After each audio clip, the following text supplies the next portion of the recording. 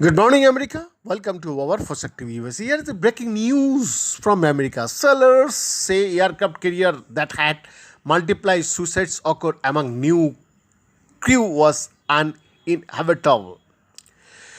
The commanding officer stood before the sailors of the USS George Washington security team. One of their own, Xavier Sandro, had taken his life a few weeks earlier in mid-April, and the captain had come down to speak with the 110 or so young men and women who worked closely with him.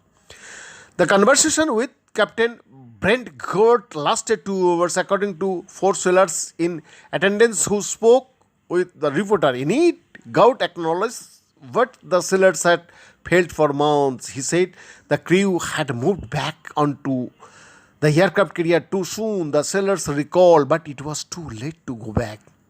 Another sailor told to the reporter, God spoke over the ship-wide speaker system known as 1MC or one man circuit about 2 months ago and said the ship, which had been undergoing major maintenance, was not ready for sailors to move abroad when the processes began last summer. But he said, there is no turning back now, you can't reverse now.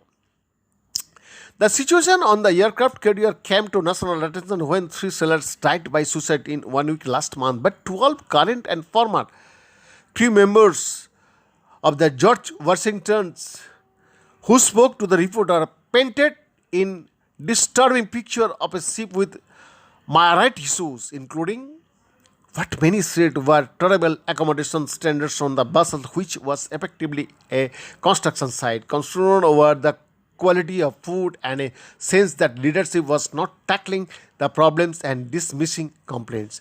But they were not the only deaths on the carrier, as it remained docked at the Newport News shipyard. The nuclear powered aircraft carrier has been going through its mid-life refueling and overhaul processes since the summer of 2017. The process, initially expected to last 4 years, but has been delayed multiplied times until at least March 223, the Navy said.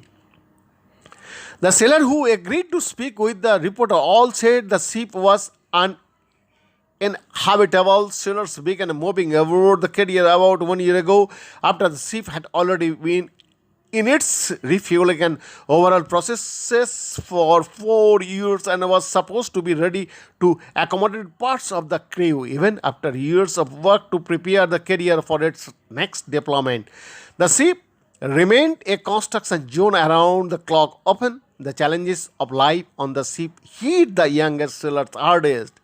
I was ready for such a situation, but I had no idea it would be in the years. One sailor currently assigned to the George Washington told to reporter most of the sailors spoke on condition of anonymity, fearful of the consequences of speaking out of their own careers in the Navy or those of their friends. In the first 12 months, the crew of the USS George Washington has suffered 7 deaths, of which at least 4 are by suicide.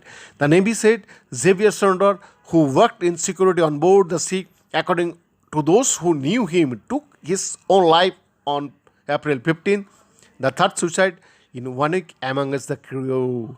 Sanders' father, John Sanders, said his son was proud to join the Navy right out of high school, following in his grandfather's footsteps. But Xavier once told his father the conditions on the ship were awful.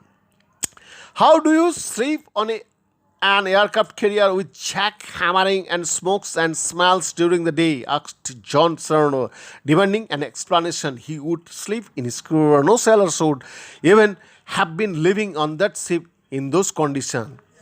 The suicides became a tragic reality of the carrier. Sailors told to the reporter instead of one aberration. I was not surprised from being on the ship as long as I have been. That's something that unfortunately I have become accustomed to, said a second sailor on the George Washington. I have seen it. It is nothing new. On board the ship, it was nearly impossible to find a quiet place to sleep, the sailor said, and the ship suffered constant power outages and lacked hot water. The birthings of a lacked ventilation, they said, and the massive metal structure of the vessels amplified the temperature outside until it became unbearable. I would wake up in the middle of the night, freezing my ass off. Another sailor told to the reporter, I lived in my car in the winter and I still felt it better than my birthing. The sailor, who says he was 19 years old at the time, was shocked at the condition on the ship, a far cry from his expectation of what life was like in the Navy. He lived in his car off and on for about 3 weeks, he says, until he became more accustomed to the confines of the career. This is the very bottom, he told to the reporter, speaking of the situation of the USS George Washington. CM Dear Robert Myers, a spokesman for Naval Air Force Atlantic, said the mess decks and berthings were inspected before the first sailors moved aboard the ship. In addition, he said the command duty officers completed meal evaluation on a daily basis as a way of maintaining quality control of the food served to the sailors living and working abroad. When several members of Congress visited the ship earlier this week, the spaces they visited, which included galleys and berthings, were well maintained, Myers told to the reporter on Friday last. Earlier this week, the ship's commanding officer announced that about half of the more than 400 crew members living on board the carrier would move to temporary housing of the ship. Others who wanted to do the same would also to be given the opportunity. The sailors who spoke to the reporter all agreed it was the right thing to do. Asked if the Navy was aware that crew members were sleeping in their cars instead of on the ship, Myers said every sailor is provided the means to accommodation, and the Navy will look at whether housing was a factor in the suicide. Navy and congressional leadership have met extensively with the current leadership abroad USS George Washington and felt confident that the leadership team is working hard within and beyond their lifelines to cure for the crew, said Myers in the statement of the reporter on Thursday. Our current focus is on ensuring that we are providing a safe and healthy environment for our sailors abroad, GW, and that the shipboard leadership team has the resources to do so. One sailor shared with reporters messages from the ship's digital suggestion box where people could flag issues on or sure radius. Many of the posts were categorized as quality of life and focused on issues like distance, parking, low, more or the food, but rarely did anything change, the seller said. The complaints won't do anything. You just have to suffer in silence, said a fourth seller assigned to the ship. Even a complete meal was sometimes hard to come, multiple sellers told to the reporter. They would just run out of food, and if they had anything left, it would be, if you were lucky, a little cereal things or one little chicken leg that may or not be undercooked, said the fourth seller, who often worked late night security shifts. Prisoners got better food than what we got in the military, said a seller who had recently transferred away from the USS George Washington. The carrier was her first assignment, and she says she developed a drinking problem for the time because of the living condition. This is the most insane environment that I have ever had to experience, she said.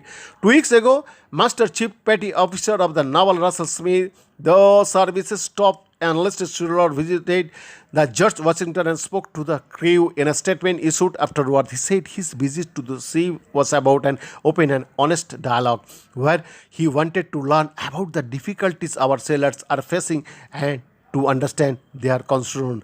But when he told the sailors they should have reasonable expectation and that they are not sleeping in a foxhole like a marine might be doing, some crew members were stunned. The fourth sailors from the ships called it a laughable, offensive speech. That was not a reason for why we live the way we do, said the second sailor. Things can be done to fix what we are going through. Another former sailor assigned to the George Washington called the situation on board unacceptable, especially given the resources available to the military to address the living condition and the quality of life.